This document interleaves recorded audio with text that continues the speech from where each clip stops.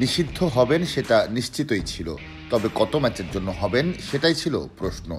শেষমেশ স্বস্তির নিঃশ্বাস ফেলতে পারে কিলিয়ান এমবাপ্পে ও তার দল। লা লিগার সবশেষ ম্যাচে মারাত্মক ফাউল করার পরও মাত্র এক ম্যাচের জন্য নিষিদ্ধ হয়েছেন রিয়াল মাদ্রিদের ফরাসি তারকা। ওয়ালটন আবারও মিলিনিয়ার অফারে ওয়ালটন ফ্রিজ কিনে আপনিও হয়ে যেতে পারেন মিলিয়নিয়ার।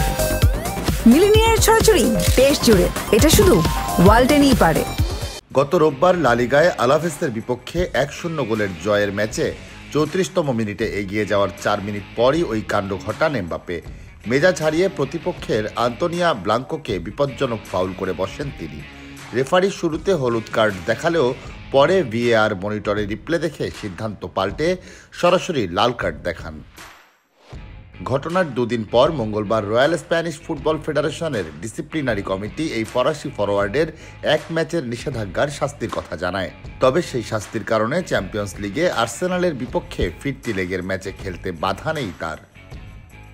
কারণ লা লিগায় করা অপরাধের শাস্তি চ্যাম্পিয়ন্স লিগে প্রযোজ্য হবে না। ফলে আগামী রোববার লিগে আতলেতিক বিলবাওয়ের বিপক্ষে পরের ম্যাচটি কেবল খেলতে পারবেন না তিনি। নিজের ভুল বুঝতে পেরে ম্যাচের পর ব্লাঙ্কোর কাছে ক্ষমা চান এমবাপ্পে। আলাভেসের এই স্প্যানিশ ফুটবলারও তাকে ক্ষমা করে দেন। অবশ্য বিলবাওয়ের বিপক্ষে এমবাপ্পেকে না পাওয়াটাও লস ব্লাঙ্কোসদের জন্য বড় ধাক্কা।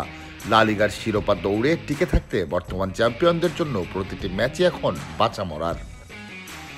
31 ম্যাচ শেষে শীর্ষে থাকা বার্সেলোনার চেয়ে 4 পয়েন্টে পিছিয়ে আছে রিয়াল। বার্সার 70 পয়েন্টের বিপরীতে স্প্যানিশ জায়ান্টদের পয়েন্ট 66।